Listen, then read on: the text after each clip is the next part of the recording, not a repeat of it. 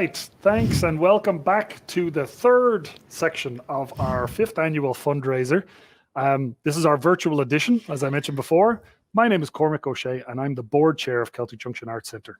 I'm Natalie Nugent-O'Shea. I'm the executive director of the Celtic Junction Arts Centre. Now, we have never done a virtual fundraiser before, so we decided to go all out. We got a little carried away, perhaps. We are now on hour 3 of a 6-hour streamathon. 6 hours. How on earth did we agree to do this? But you're here joining us and we're incredibly happy to have you. Over to the business side of it, we are looking to raise a $100,000 in a matching challenge donation. We started earlier today. We heard from Natalie earlier on about some incredible donations. I believe we're up over 20,000 at this point, but we'll update you as we go along. If you feel like contributing, the best way to do that is through PayPal. There's a link on your screen, or you can go to the QR code in the top right corner and you can just hold your phone up to it and it will take you to the PayPal page to donate. You have another chance to win then for a prize at the end of the hour. What it's going to be this time is our concert section. So we have a gorgeous CD from Martine de Cogan from Cork with Love, and we have some tunes from the Brian Brew Pipe Band, as well as our Celtic Junction gift pack, patch, a pin, and a gorgeous library tote. So don't miss out on a chance. $50 tomorrow gets you into the drawing to win that. Now, we've been focusing on one program on the hour. First, we did education and then library. Now we're moving into concerts. We have we're going on our 12th year of concerts, of music and entertainment here at the Celtic Junction. It's been soaking up into the walls, and it's a beautiful thing. We're talking with Cormac O'Shea, concert director. I'm going to continue on here with my good friend Brian Miller. He has been one of our most frequent visitors to the stage over the last 11 years. I wonder, Brian, if you were even one of the first performers here. We were just chatting here, thinking about when we actually first started concerts. Was back in January of 2010 was the first official concert we had here. There were a couple of small events that had happened before that, but our first official concert was a band from Scotland. Brian was probably in attendance at that gig, I think, that night. Was. Yeah. And humble beginnings for sure. I remember during that week kind of going, oh my God, what are we doing? Hanging lights and hanging speakers and stuff like that, and actually getting ready for what at the time we never knew what the journey would turn out to be, and that we would still be here 11 years later doing it. But it was a bit of a leap of faith at that time. You, Brian, have been a touring artist all over the US, and you've actually gone to Ireland touring as well. Yeah. Tell us a little bit about that. Well, yeah, I mean, it's an interesting thing to talk about this venue as somebody who has both played here with bands that are from out of town, in that the other people in the band are from out of town, but then I also live just down the street. But I could just say, like, from the perspective of, I mean, I do sort of know the perspective that you have if you're a band that's traveling around the United States and you look at the map and you know, maybe you have a festival, or maybe you have a gig, some big gig in some part of the United States, and we're going to try to build a tour around this. We're going to add some dates, and we're going to go in some direction, right? And I can tell you, Minnesota, in those conversations, is at where the sidewalk ends for most bands, you know, and they're looking at their map and they're going to Chicago, and will we go up to Milwaukee and do a gig? Oh, sure, maybe we'll try doing a gig there, and then they look at this great unknown, the great white north. I can tell you a lot of the conversations I've had over the years where people, they've kind of picked up the phone and called and not known been very non-committal, I suppose, because they're just thinking to themselves, there's nothing beyond here. There's no way to connect. There can be that sense, I think, you know, especially for a band like Malinky or some band from Ireland or the UK, and they're coming over and they see Chicago and they know that name. Yep. And then there's this Minnesota place that's like 7 hours down the road. And of course, you know, like there is a long history of people coming here and playing at the Cedar and playing at other local venues or local festivals. But it really, like, what's happened with the Celtic Junction is that if you're playing, you know, traditional Irish music, you're playing any kind of Celtic music, it's really on the map as a venue that's specifically for you and has that audience, has that cultural affinity for the music. And when you see that and you're looking at a map of the United States there with your band, or, you know, going back and forth over email or however you're doing it, and you're thinking, where will we go? And you know that this place has a community and has a cultural center specifically aimed at your type of music, it puts it on the map. And it literally puts it on your tour map that you're going to make that stop and you're going to make that 7-hour drive, or depending on if you stop in Milwaukee first or whatever you do. I feel like right now, about a month after we did our outdoor concert series, I mean, it basically sold itself. The mere mention of asking artists to perform, I think nobody said no. And then, you know, the ticket sales, we didn't really do any promotion. We just kind of made people aware that this was happening. And we had close to 800 people. Great. Yeah, somewhere in the 700 and something people that came over the course of the 3 days and over the 12 events. And I suppose I kind of remembered what it was like to run a concert that weekend. You know, we'd never really done anything outside as a group, and it was a vision to use the beautiful mural as a backdrop, and yeah, it made for a pretty special weekend.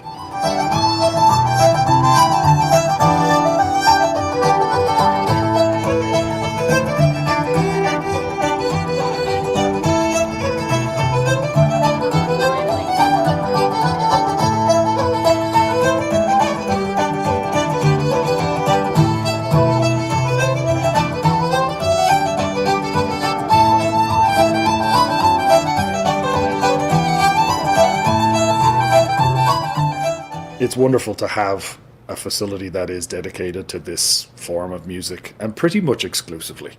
You know, we get the odd, we'll take bookings and take in events of close community, you know, friendships and partnerships, but most of what happens, you know, the majority of what happens is in that Irish music genre. Yeah, you mentioned the Singers Club. Just to say one thing on just as someone that's involved in that shoestring local organization, and I know it would feel the same for like the Great Northern Irish Pipers Club or the Irish Music and Dance Association. Some of these organizations around town. I mean, this building and the concert space has meant so much, just as a venue. It's just the go-to venue for a lot of these organizations. When I put on my Singers Club hat, that's how one way I think of this place is the place where I can hold an event. Yeah, that's the thing, and I think it's inspired people to actually take the plunge to host events at different times. Like, I've always wanted people to feel as though this is theirs. This belongs to the community. And over the years, I think that's become clearer. You know, maybe at the beginning or at the outset, it was like, well, this, you know, Irish guy, Cormac, and his wife Natalie are doing this Irish Centre. Like, we were friends at the time where it started out, but a lot of people didn't know us. And I don't know if we understood what the journey was ourselves. It's been this journey of discovery. There's been a lot of self-serve events, and that's something that I really have a personal passion for, that I wanted people to feel like it was their own. I would say there are hundreds of people in the community who know the keypad code to get in the door. And that's always been the goal. It belongs to the community, and I feel like that's the way it should be. And fortunately, it's worked. Hi there, my name's Steve Byrne, and I'm a founder member of the Scots folk song band Malinky. I'm also the Scots Singer of the Year 2019. We had the distinct privilege of being the first touring band to take the stage at the Celtic Junction back in January 2010. And as well as being thoroughly impressed by Minnesota's winter weather, we were impressed by the warm welcome that we had from everybody in meeting the O'Sheas, the McBurneys, and being welcomed into their homes. So we were delighted to return the following year and to do workshops with Nora Rendell and all sorts of other folk. It was a wonderful time, and we still talk about it as a wonderful venue. So we hope that you can reach out today and support this fantastic community resource with a donation. I still have my Celtic Junction fridge magnet somewhere in the house. I say somewhere because the small person that we live with has decided to collect all of the fridge magnets and put them somewhere else in her playroom. But I'm going to give you a song now for tonight's celebration. And it's a song which comes from the pen of Tommy Sands, the great Irish songwriter from the north of Ireland. It's a song about freedom and democracy, which I think is something really worth singing about in these times. So this will keep your hopes up and stay safe. This is called Your Daughters and Your Sons. They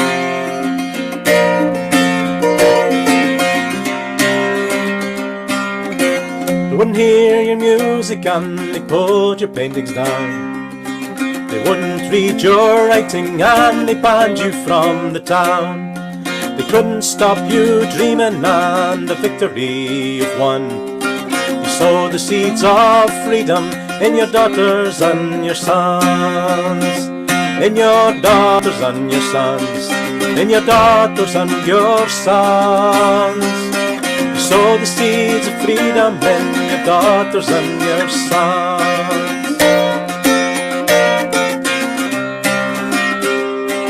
Your weary smile, it proudly hides the chain marks in your hands, where you bravely strive to realise the rights of everyone.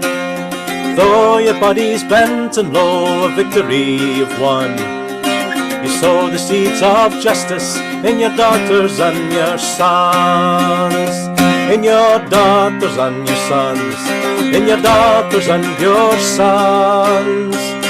You sow the seeds of justice in your daughters and your sons.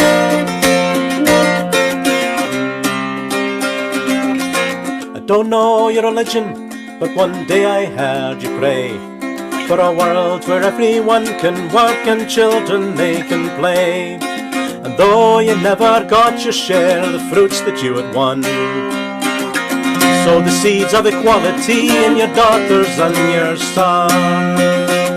In your daughters and your sons. In your daughters and your sons. Sow the seeds of equality in your daughters and your sons.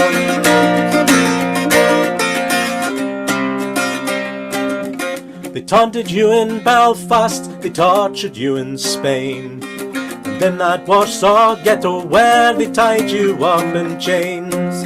In Vietnam and Chile where they came with tanks and guns. It's there you sowed the seeds of peace in your daughters and your sons. In your daughters and your sons. In your daughters and your sons. It's there you sowed the seeds of peace in your daughters and your sons.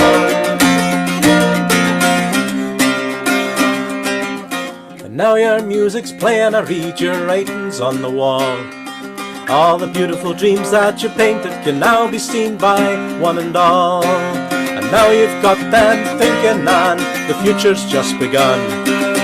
You sow the seeds of freedom in your daughters and your sons. In your daughters and your sons.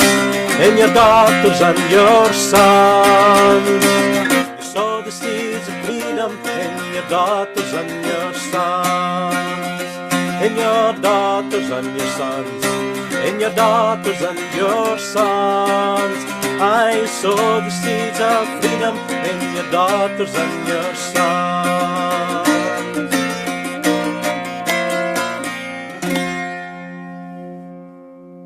Tommy Sands.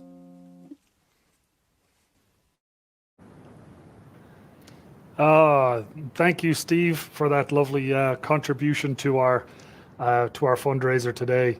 It's been a long time since I've heard Steve play, so it was really great to have a little excerpt from him. As mentioned in the interview, Malinky were our first official ticketed concert that we had 10 years ago.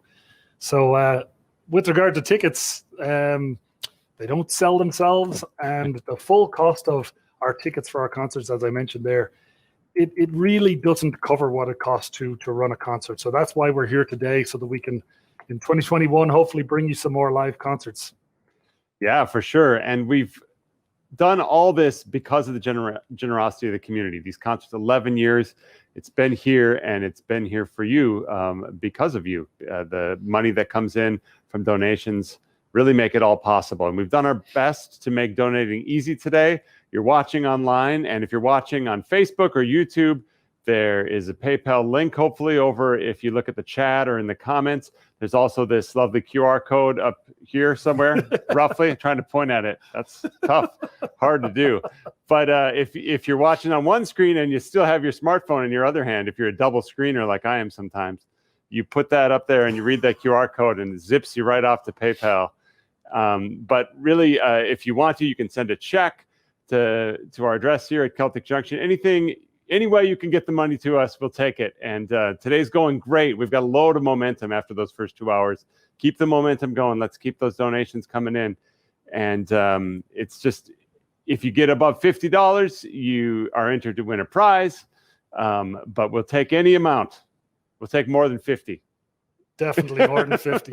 And on every hour, we actually have a chance to win a prize. So everyone who donates gets put into a pot, and Joanne is performing the magic. She randomly picks someone to receive our prize. So we're going to continue on now with a little bit of more interview time with Pete McCauley and myself.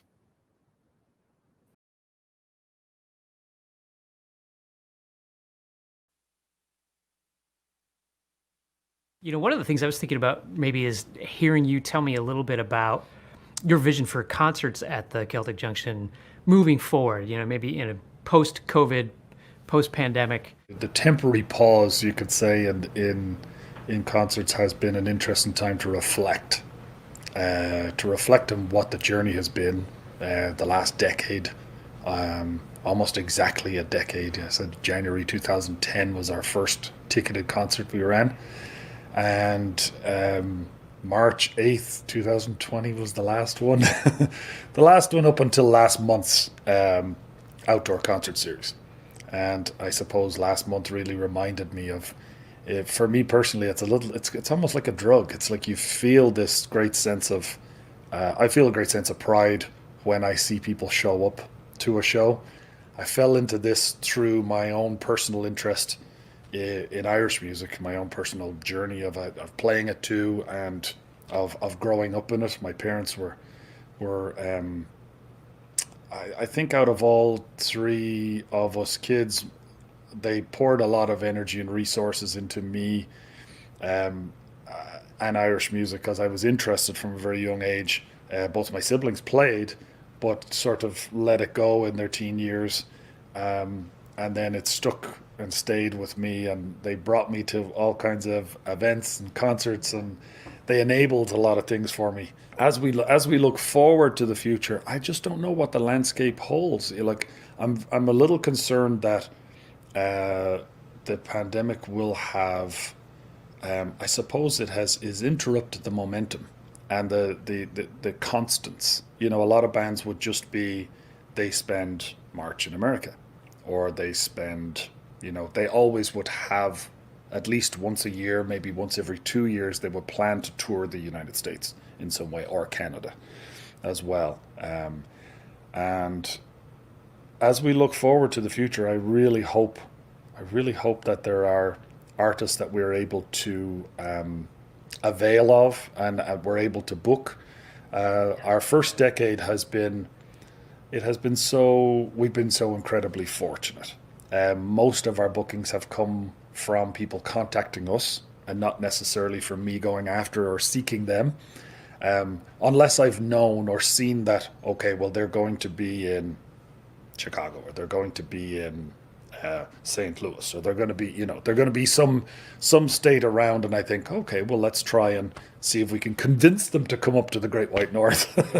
My vision for it as we go forward would be to be a little bit more proactive in who we're deliberately selecting. Sure.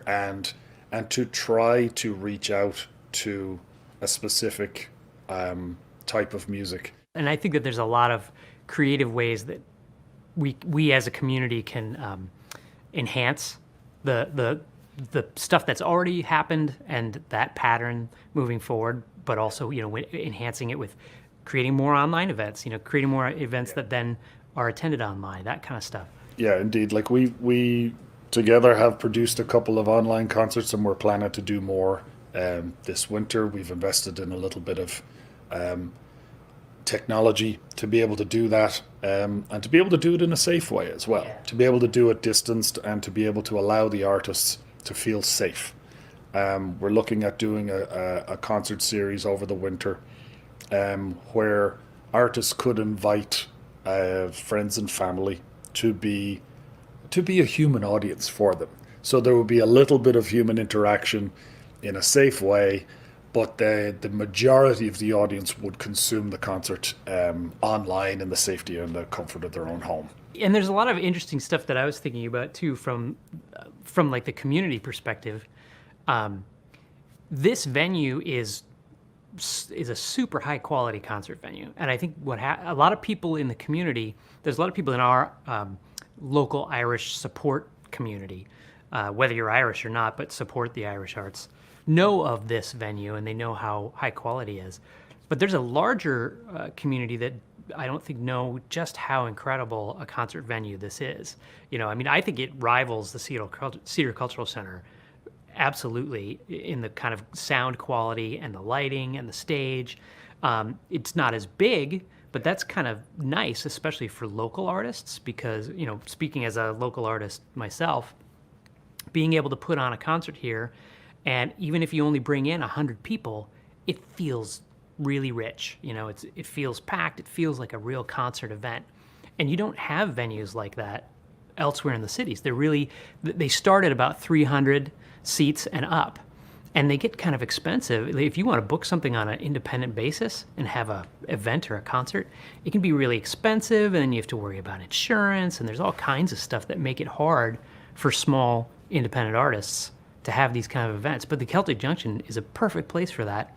And not only is it great from a, accessibility standpoint, but it's such a high quality venue. And so when the Hounds of Finn were first getting going, that was in 2007, and then when you opened in 2010, we decided that we needed to put on a concert for a video, because we needed to have video to be able to book our band into festivals and touring and all that kind of stuff. And so we were trying to figure out where should we have this live concert and record it. Well, our friend Ken Onstead said, check out the Celtic Junction. There's a great stage and great equipment there. And sure enough, it worked out to be an absolutely perfect venue for us to have this concert that we then turned into a live DVD. And we'll probably, hopefully, play some of it during this webcast. Yeah. But that was in 2010. That was November of 2010. Wow. So we're coming up on the 10-year anniversary of that concert. And but if we hadn't been able to easily contact you and book the venue and be able to afford the venue at such a reasonable rates, like there's no way we would have been able to do that.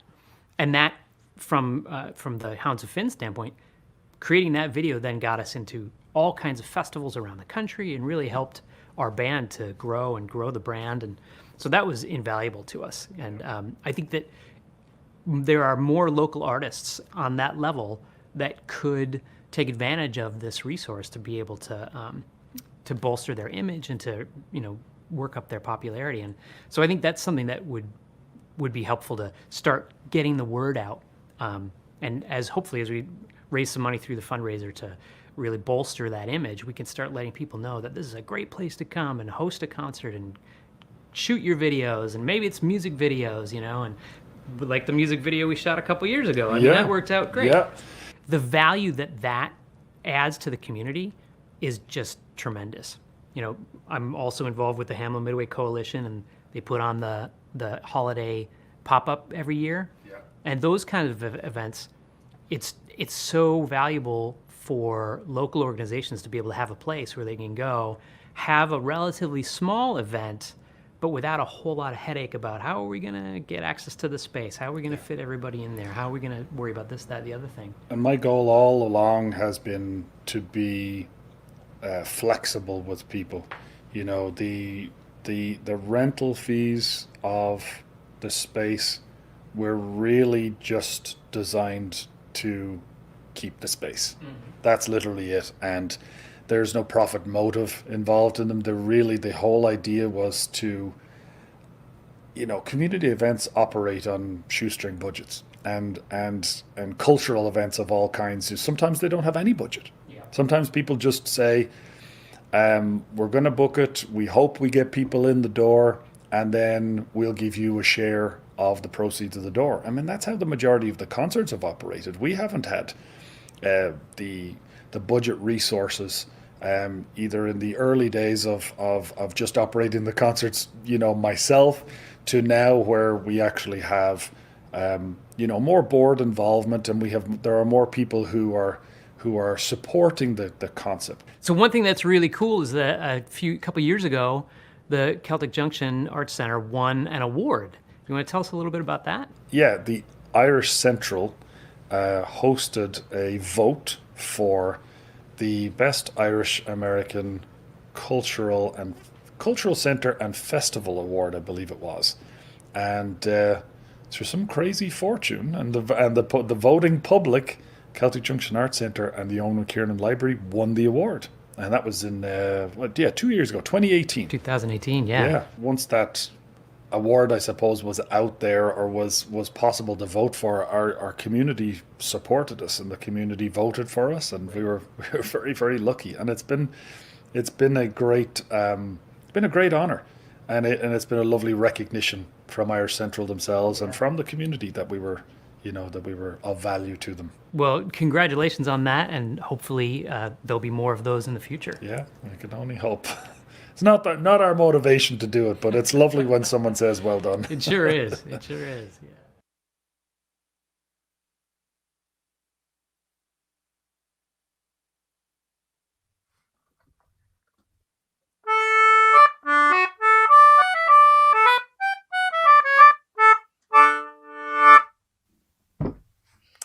Hello everyone, I am here to encourage you to donate to the Celtic Junction Arts Center. I myself have been a happy customer of the Celtic Junction for 11 years now, attending a countless number of concerts and workshops, various sorts of events, and ceilidhs, both Irish and Scottish style ceilidhs. And where else in this region would we have had these extraordinary experiences and opportunities? Now, I've also enjoyed a life and a career in traditional arts, so I know what it takes to keep an art center like this running. It takes community participation in events and programming, whether live or online. It takes sharing your enthusiasm for your experiences at the Celtic Junction. And it also takes your support in the form of a donation. You can donate any time of year, but it is especially meaningful during this fall fundraiser.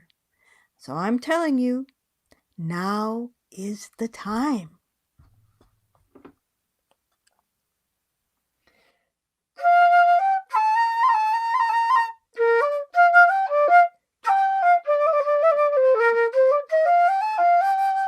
With me father the la la, with me father the la lay, with me father the la, right father the la lay, right the diddle dee, skittery idle dee, donate to see Jack now. Thank you.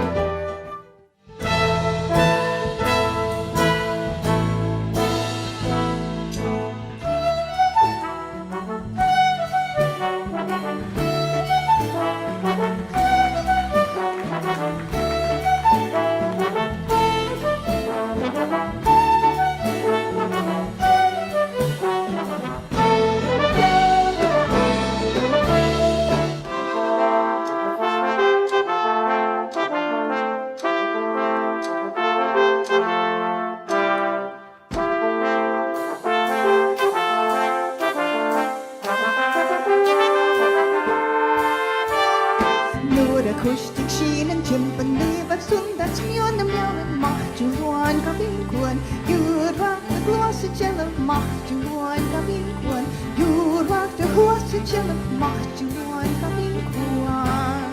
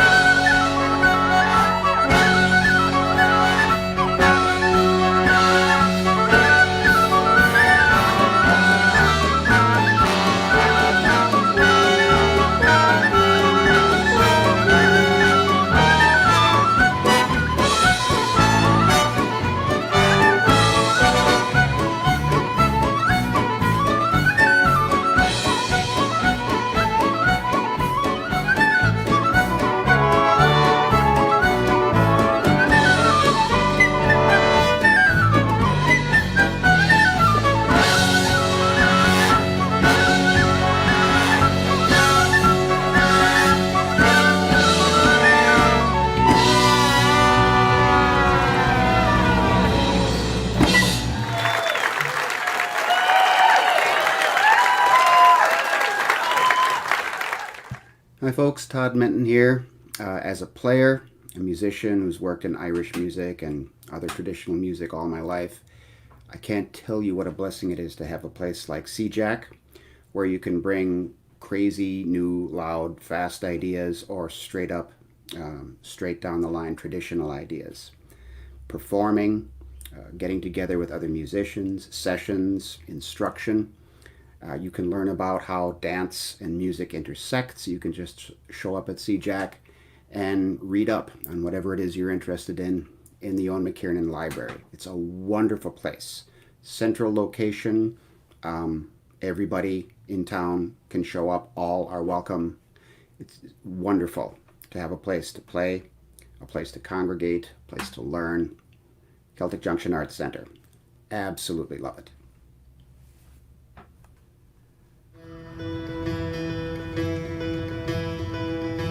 The anchor's away and the gear all made fast.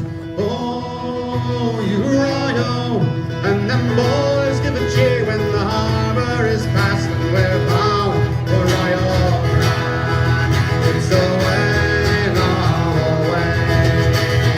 Oh, you royal! Tell anybody bring 'em down, and we're bound for Royal Grand.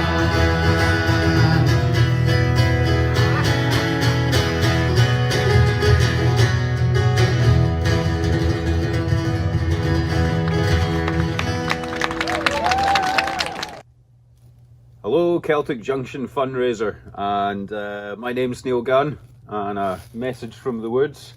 It's fall, but it's 21 degrees at the moment, but Cormac, this t-shirt's for you. The Celtic Junction, where do I start? I moved to Minnesota about 10 years ago, and I really didn't know what the trad music scene was going to be like when I came over here. And after about nine months or so of living in Minnesota, I happened upon the Celtic Junction. And over the last 10 years, I've met wonderful new friends. I've heard incredible music. I've watched little people go from this size and turn into big people, and watched them grow and flourish in their music, in their dance, in their language, and in their culture. And it's been fantastic. The Celtic Junction has been a huge part of my life for the last 10 years. I'm going to point out at this point, it's called the Celtic Junction, not the Irish Junction, the Celtic Junction. I always like to mention that coming from Scotland. We have a monthly Ceilidh, which is a social dance in Scotland, and there's no place I could think of having it in the Twin Cities other than the Junction. I always say at our Ceilidhs that the people of Minnesota and the surrounding areas have no idea how lucky they are to have such a phenomenal place right here on their doorsteps. So I hope you're enjoying your evening, and I hope you're a little warmer than me. and whatever you can do to help support the Celtic Junction and help keep this amazing place going, find it in your heart to do so. Stay safe, stay well. Cheers all.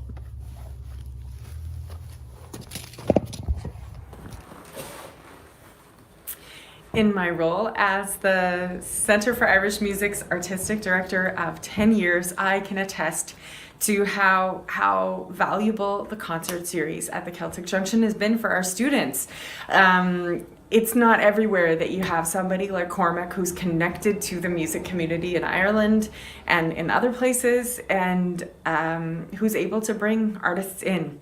And I've really seen that connection, being able to see live musicians of a high caliber perform in a small to medium venue like the Celtic Junction Arts Centre.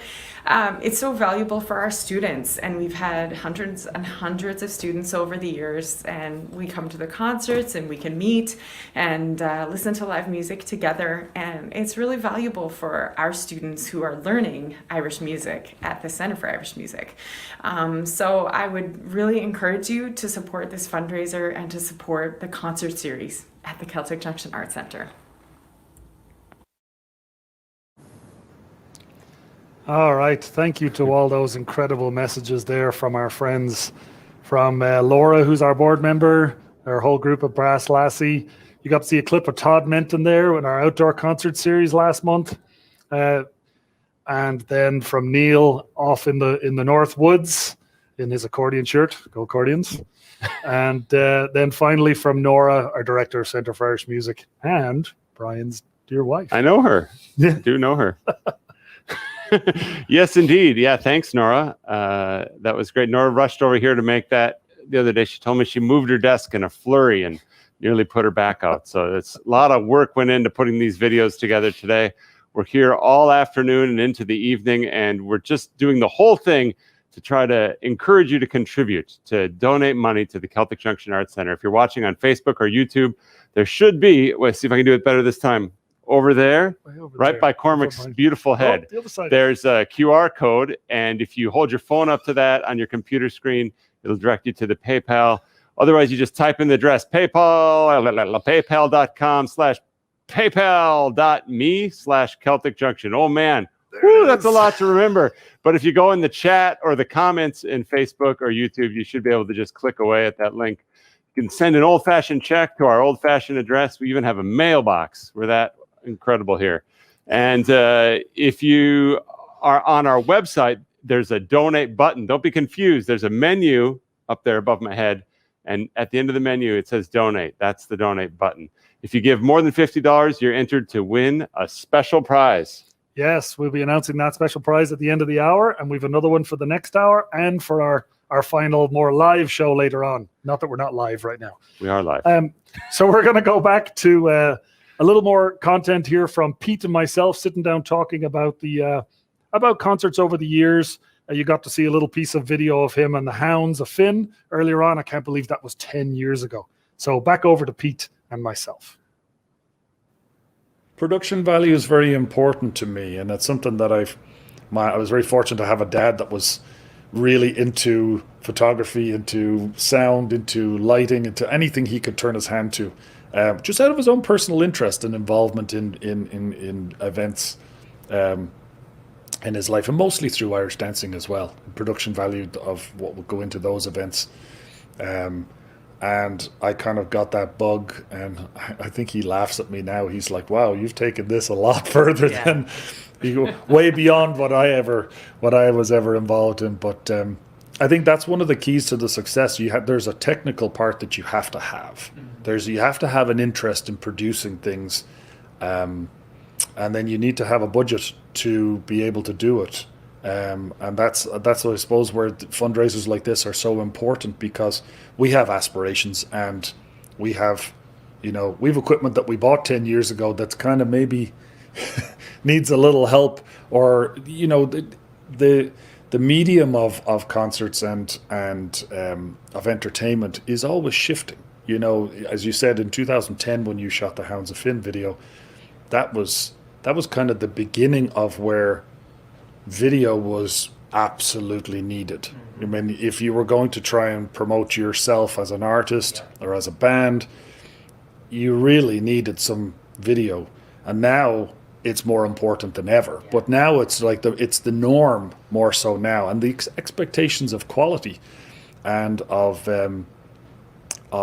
production value are higher. Being a performing musician for many years myself, but also a consumer of concerts, I love being able to go to a venue where you can sit really close to the artist, but also hear everything in a real crystal clear sound and really high quality audio, because I'm also video and audiophile, Yeah. I'm into all that stuff. So I like for it to be very clear and crisp, and it's definitely, as far as in my experience, this is one of the best concert venues from the standpoint of as a viewer and as an audience member, you get such a great quality, and that speaks a lot to your story about growing up and production value. But the fact that there's this, it fits a niche in the community and amongst the music scene too, of a place where people could be putting stuff on and they don't have to spend a crap ton of money to put it on. They don't have to be worried too much about all the details. Like if you go and try to rent the Cedar Cultural Center, or you try to rent some of these other venues in town, it can be really difficult. I've been really keen all the time since we have been operating concerts to keep the barrier of entry low. I've never wanted to impose minimums and rules that would be an impediment to someone. I just kind of explain to them, this is what's possible if this is the scale of event you want to do, and then it's all just a sliding scale. The more people that they can attract to the event, it definitely helps, but it doesn't mean that you either can do it or can't do it.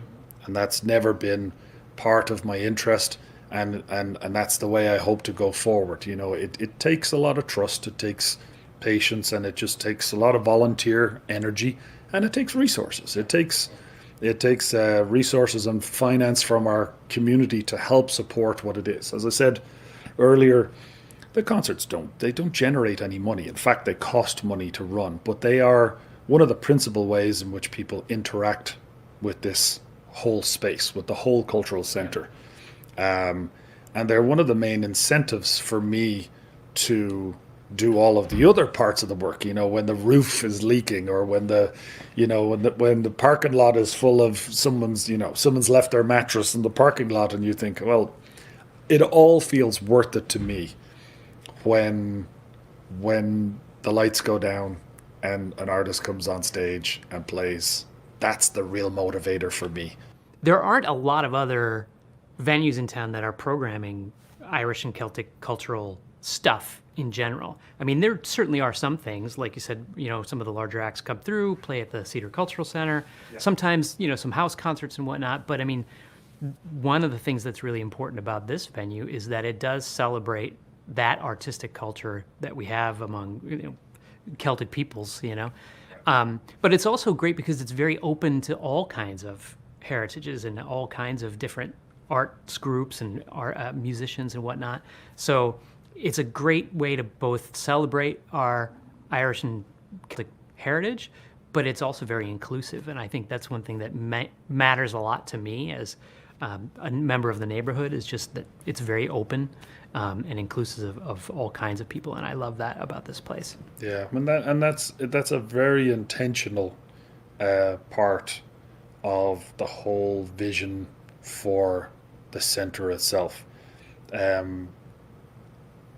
There's always been an expressed desire from myself and Natalie. I mean, sometimes even she's looked at me and gone, "Are you sure?"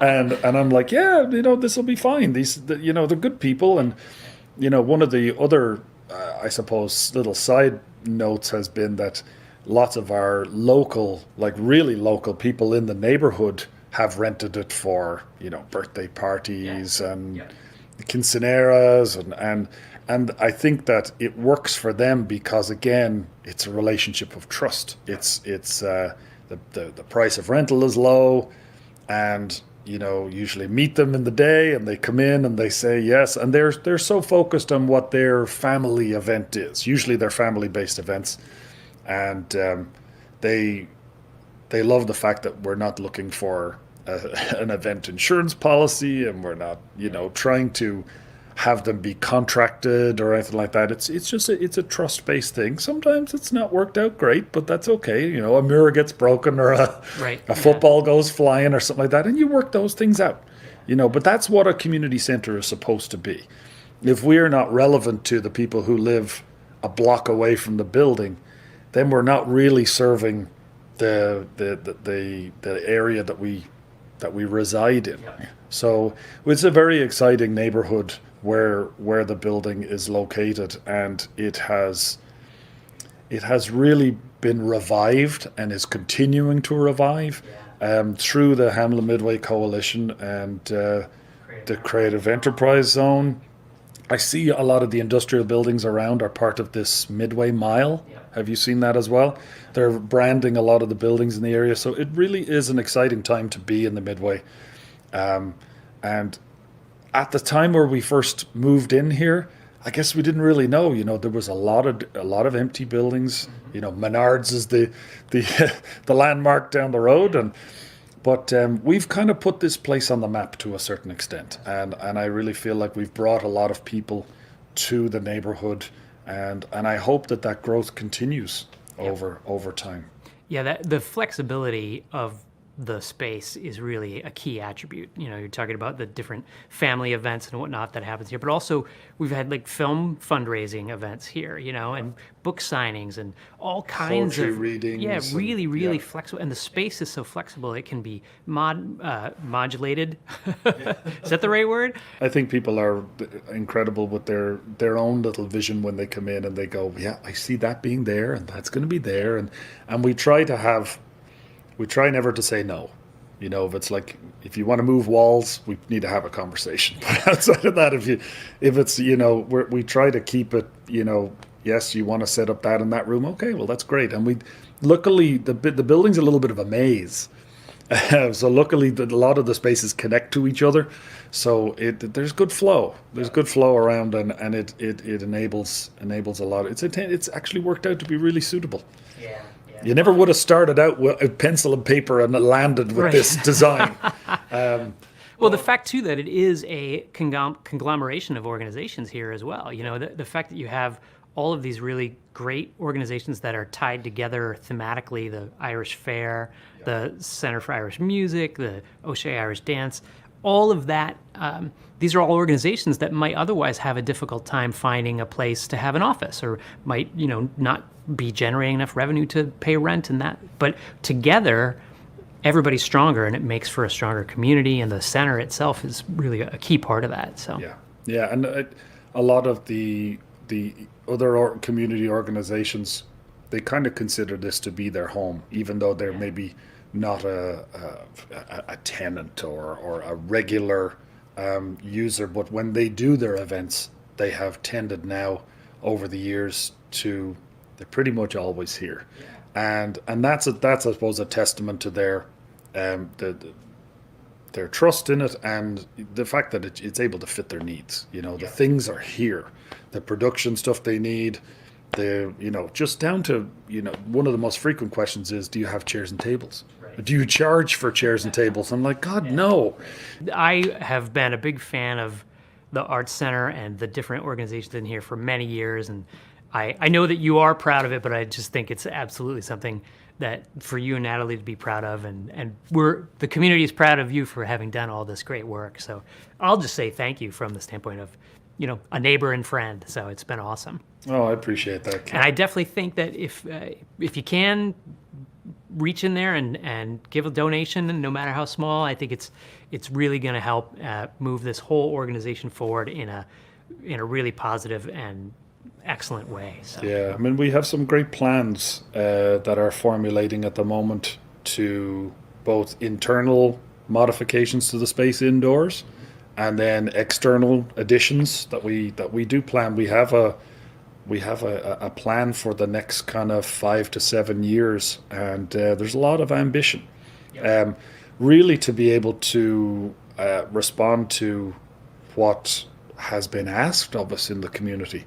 And if you're not listening to the community and listening to people's dreams and desires, and my own too, I'm a bit of a dreamer. This is, I suppose, the result of some of that. I need a little slap of reality every so often, but the funding really is the key. We've been very fortunate. The Irish government have been very generous to us over the last 4 years through the Immigrant Support Program. And we've had tremendous support from the O'Shaughnessy Foundation, and those organizations have again, they've been so trusting of us, and those dollars make a huge difference, because they're coming without a lot of they're not necessarily predetermined exactly what we have to spend every dollar on, and that gives us the flexibility to be able to respond to what is needed in the community, what people bring to us and say, this is what we need to make our class work, or to make our concert work, or to make our event, or to be able to provide to our community. So it's really funding is very important. So if anyone is motivated to support us in this journey, please do, and we'll be here we're here for the long term.